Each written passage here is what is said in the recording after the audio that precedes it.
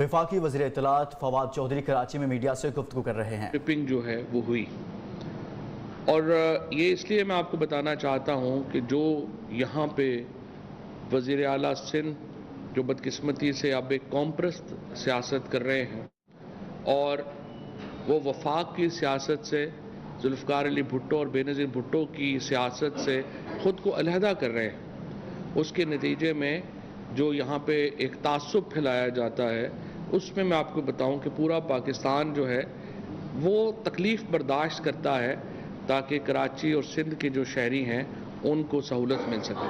ارب روپیہ ٹرانسفر ہوا ہے، صرف اس سال 27% چونکہ بجٹ میں پروونشل شیئرز میں اضافہ کیا گیا ہے، اس کے نتیجے میں صوبہ سندھ کا، پنجاب کا، کے پی کا، بلوچستان کا جو حصہ ہے فیڈرل گورنمنٹ کے شیئر میں وہ بڑھے گا، اور صرف اس سال سندھ کو 700 سے 750 ارب روپیہ این ایف سی بورڈ کے ذریعے جو ہے وہ ملے گا۔ لیکن مسئلہ کیا ہو رہا ہے، ایسے کدھر رہے ہیں؟ جب اتنا زیادہ پیسہ صوبائی حکومت کے پاس آتا ہے تو ہمارے ایم پی اے دوست بھی بیٹھے ہیں، ہر اجلاس میں یہ بھی بات کرتے ہیں کہ جب اتنا پیسہ آپ کے پاس آیا تو وہ پیسہ گیا کدھر؟ یہاں کی حالت تو یہ ہے کہ 1990 سے کراچی جیسا شہر جو ہے وہ اپنی پولیس نہیں بنا سکا۔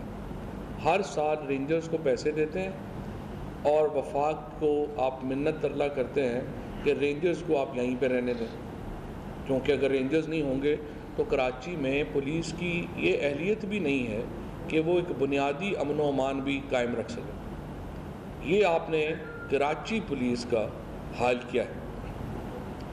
اس وقت بلوچستان کے بی ایریاز جو ہیں جن میں ایک فارمل ایڈمنسٹریشن موجود نہیں ہے، وہاں پہ اتنے برے حالات نہیں ہیں جتنے اس وقت کراچی میں لا اینڈ آرڈر قائم رکھنے والے اداروں کے۔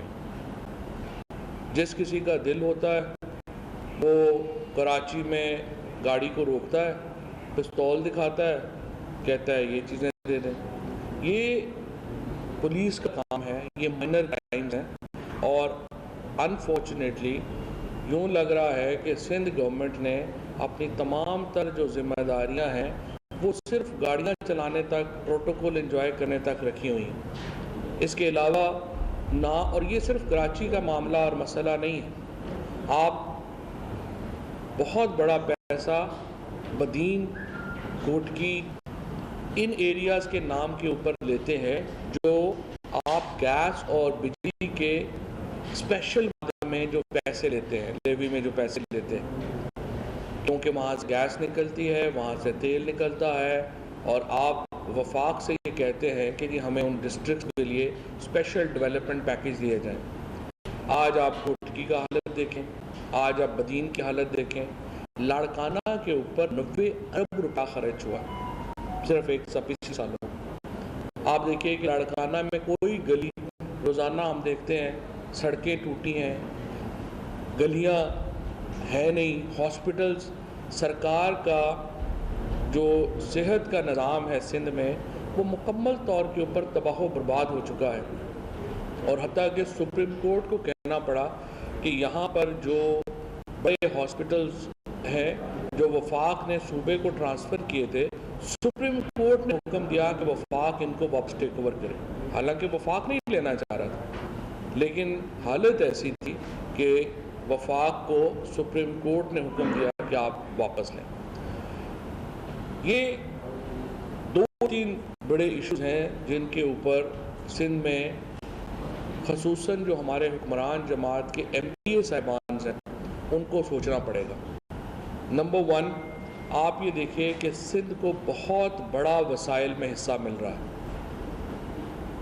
دوسرا، یہ حصہ کہاں اور کیسے خرچ ہو رہا ہے؟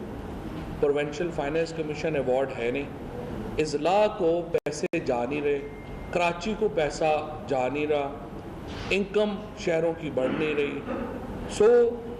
سوائے اس کے کہ ہر 5 سال کے بعد پیپلز پارٹی کا کوئی ایک آدمی، چاہے وہ قائم علی شاہ ہوں، چاہے وہ مراد علی شاہ ہوں، وہ صرف ایک स्टाम्प पेपर के तौर के ऊपर, एक रबड़ स्टैम्प के तौर के ऊपर उसको वज़ीर आला हाउस में बिठा दिया जाता है और पीछे से उसकी तारें जो हैं वो ज़रदारी फैमिली के पास उसको रख दी जाती और वो उस वज़ीर आला को कठपुतली के तौर के ऊपर इस्तेमाल करते हैं। चीफ मिनिस्टर सिंध की हैसियत,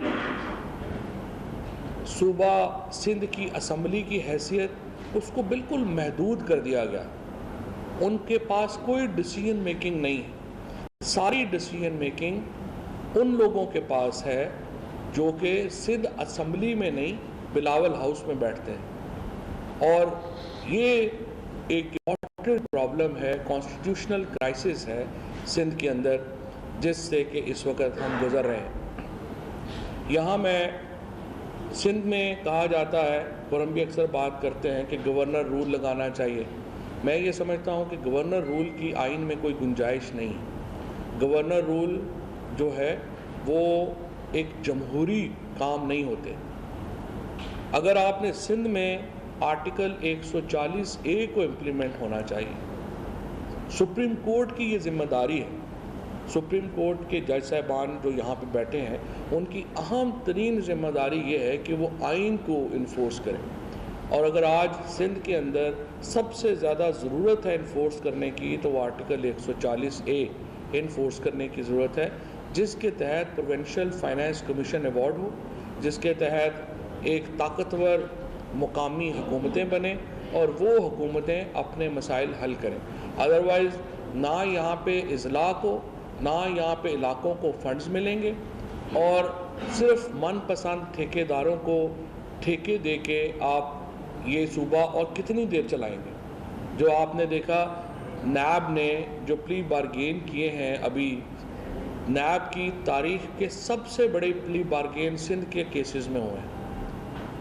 अरबा रुपया प्ली बारगेन में नैब को सिंध के केसेस से मिला है और ये टिप ऑफ द आइसबर्ग है। जो पैसा नैब को सिंध से मिला है, ये टिप ऑफ द आइसबर्ग है, क्योंकि असल पैसा दुबई चला गया है, लंदन चला गया है और ये वो पैसा है जो कि इतनी आसानी से इन लोगों ने वापस कर दिया और ये भी अरबों में है। लिहाजा इस सूरत हाल के ऊपर मैं समझता हूँ सुप्रीम कोर्ट को के पास केस पेंडिंग है और सुप्रीम कोर्ट को चाहिए कि सुप्रीम कोर्ट आइन को इन्फोर्स करने का एक बुनियादी इदारा है। उनका मकसद है कि वो आइन का तहफ़्फ़ुज़ करें और उनको चाहिए कि आर्टिकल 140A को इन्फोर्स किया जाए और एक मुकामी हुकूमतों के इंतखाबात होने चाहिए जिसका स्ट्रक्चर जो है वो आर्टिकल 140A से मुताबिकत रखता हो, यानी एडमिनिस्ट्रेटिव, फाइनेंशियल और पॉलिटिकल डेवोल्यूशन होनी चाहिए इज़लाक़ को।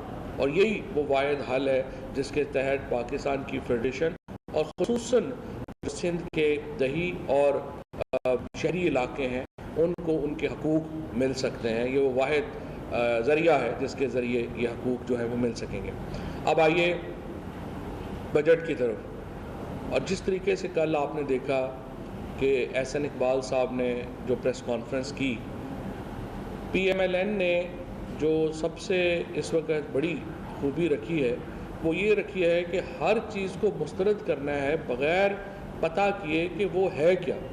मसलन आपने देखा कि एहसन इकबाल साहब ने और हमारे मोहसिन रांझा साहब ने और PMLN पाकिस्तान के अंदर जो लीडरशिप है उसने ओवरसीज़ पाकिस्तानीज़ को हकारत के साथ मुस्तरद किया कि हम उसको वोट का हक नहीं देना चाहते। और उसके बाद ये उन्होंने कहा, एहसन इकबाल साहब ये कहते हैं बैरूने मुल्क पाकिस्तानियों को पाकिस्तान के मसाइल का इदराक नहीं।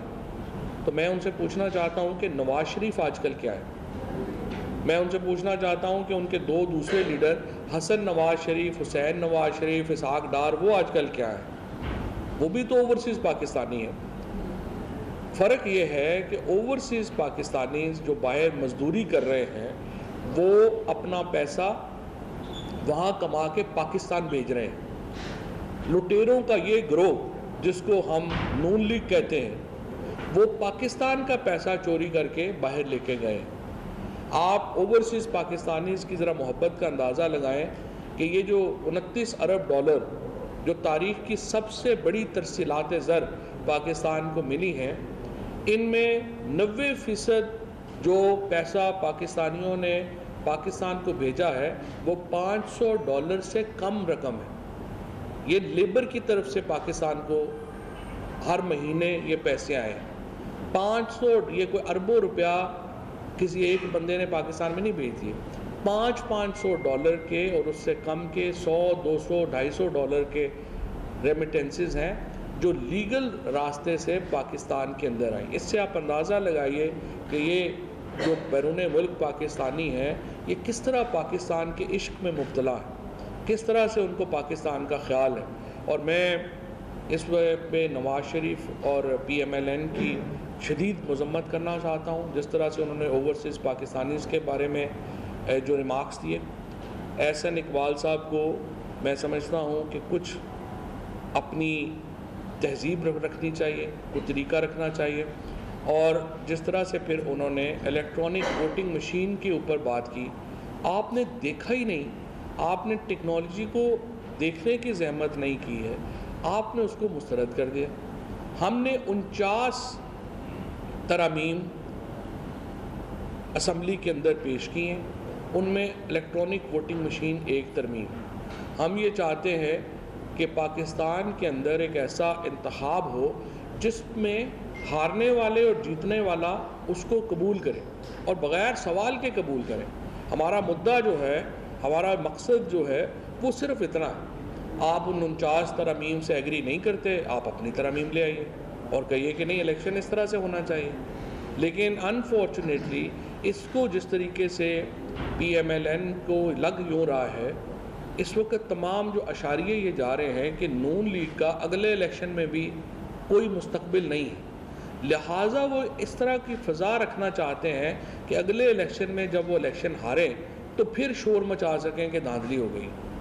ابھی سے ہی آپ نے دیکھا ہوگا ان کا یہ بیانیہ آ رہا ہے کہ اگلے الیکشن میں دھاندلی ہوگی۔ اس لیے یہ کون لوگ وہ باتیں کرتے ہیں؟ یہ وہ لوگ باتیں کرتے ہیں جن کو پتہ ہوتا ہے کہ ہمارا فیٹ کیا ہے، ہم کمزور ہیں، ہمارا اگلے الیکشن میں یہی کریں گے کہ بینر لے کے کونے کے اوپر کھڑے ہوں گے، حکومت نامنظور، الیکشن نامنظور۔ یہ اگلے 7 سال مجھے لگ رہا ہے کہ یہ احسن اقبال، سعد رفیق، شہباز شریف صاحب، مریم اورنگزیب، ان سب کا یہی مستقبل ہے۔ یہ میرا خیال ہے ان کو ایک ہی کام اگلا کرنا چاہیے، ان کو خطاطی سیکھ لینی چاہیے تاکہ اس کا خرچہ بھی بچا سکیں۔ خود ہی اسمبلی کے باہر بیٹھا کریں قلم دوات لے کے اور لکھا کریں کہ حکومت نامنظور، الیکشن نامنظور، وہی بینر لے کے پھر کھڑا ہو گیا۔ اس سے ان کا وقت بھی بچے گا اور خرچہ بھی ظاہر ہے کہ ان کا بچے گا۔ یہ میں سمجھتا ہوں نون لیگ کے لیے جو فیوچر پلاننگ ہے اس میں خطاطی سیکھنا ایک اہم ان کی پالیسی جو ہے وہ ہونی چاہیے۔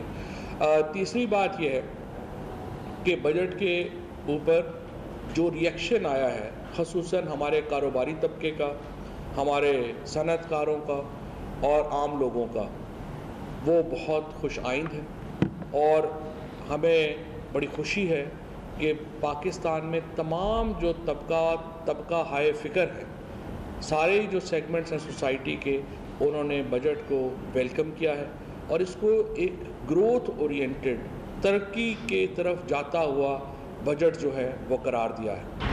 اور انشاءاللہ تعالی یہ جو سال ہے یہ پاکستان کی گروتھ کا سال ہوگا، عام آدمیوں کے لیے بہتری کا سال ہوگا، اور انشاءاللہ تعالی آپ دیکھیں گے پیچھے بھی آپ نے دیکھا پچھلے 3 سالوں میں کووڈ کے باوجود، کرونا کے باوجود ہمارے ہاں مہنگائی کی شرح دنیا سے بہت کم رہی۔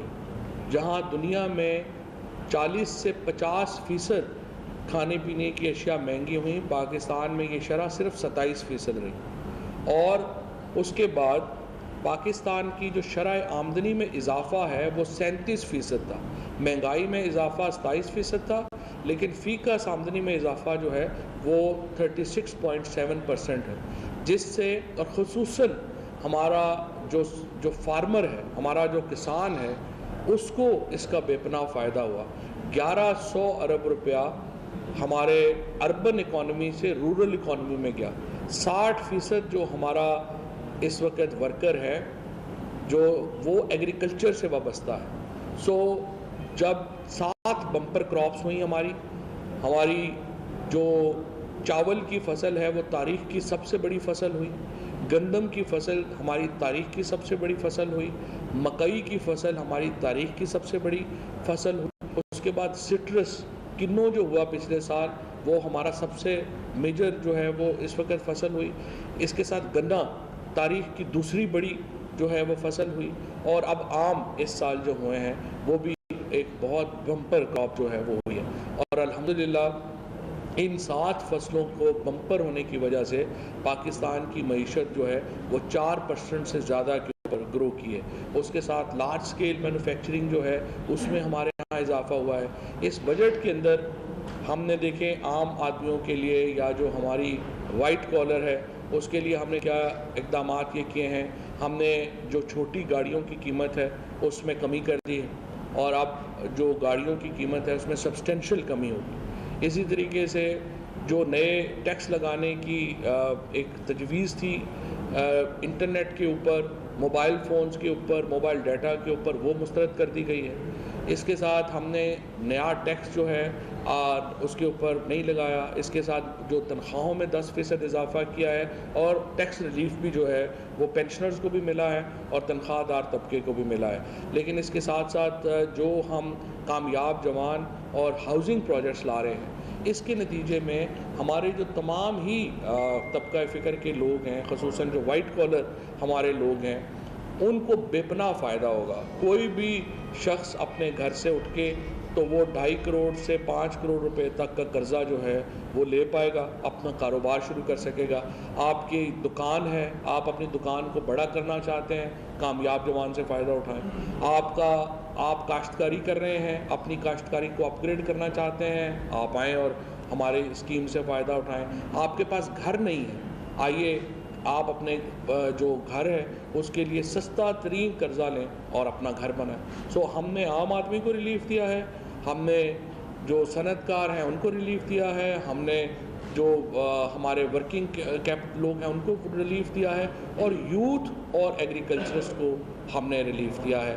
سو ایک اوور آل اس لیے یہ ایک بہت ہی خوش آئند بجٹ. بہت شکریہ. سوال آپ سے آپ نے یہ کہا کہ ہم نے تنخواہوں میں اضافہ کیا ہے, کیا آپ اس چیز سے سمجھتے ہیں کہ جتنی مہنگائی جس حساب سے ہوئی ہے کہ اس حساب سے تنخواہوں میں اضافہ ہو رہا ہے. دوسرا سوال یہ ہے آپ کے گھر میں میڈیا کے بارے میں فیکٹری جو ہے ہم کو بنائے گئے اور میڈیا ہمارے پاس جو ہے تنخواہ بھی جو ہے تو خود ادائیگی تو کرتے نہیں ہیں, کئی مہینوں کی تنخواہیں جو پینڈنگ ہے, کبھی اس کے حوالے سے بھی آپ نے ریکارڈ طلب کیا ہے یا نہیں کیا, وہ کریں. جو ملازمین ہے وہ گھوٹ سے بن رہے ہیں, آپ سے وہ پیسے لے کے ان کی موجیں نہیں, آپ کے ساتھ وہ ملے ہوئے. دیکھیں میں آپ کا اس پہ میں لیکن اس کا سوال کا پہلے جواب دے لوں. سوال یہ ہے کہ مجھے تو کوئی پریس کلب کے یا آپ کی آرگنائزیشن نے نہیں کہا کہ یہ کرنا چاہیے. یہ میرا کام تو نہیں ہے کہ اس چیز کو ریز کرنا. آخر آپ لوگ الیکشن کراتے ہیں, اپنے لیڈر منتخب کرتے ہیں, انہوں نے تو آ کے اس کے اوپر بات ہی نہیں کی ہے کہ ہمیں یہ رائٹ جو ہے وہ, اگر میرے پاس قانون ہی نہیں ہے تو میں کس قانون کے تحت جو ہے وہ بند کر دوں. اگر میرے پاس ریڈ سیل ہی نہیں ہے, لیگل ہی نہیں ہے, میں تو لیگلی چل سکتا ہوں نا. میں کوئی اپنا ہٹلر یا مسولینی کی گورنمنٹ تو مستر نہیں ہوں. لہٰذا جب ہم قانون بنانے کی بات کرتے ہیں تو اس وقت جو آرگنائزیشنز ہیں آپ کی وہ پڑھنے کی بھی زحمت نہیں کرتی ہیں قانون, اور وہ اپنے جو ہے وہ اونرز کے ساتھ کھڑی ہو جاتی ہیں. آپ فیصلہ آپ نے کرنا ہے. ہم تو آپ کو یہ آفر کر سکتے ہیں سہولت, لیکن اگر آپ لینا چاہیں گے تو آپ کو ملے گی, اگر آپ نہیں لینا چاہیں گے تو نہیں.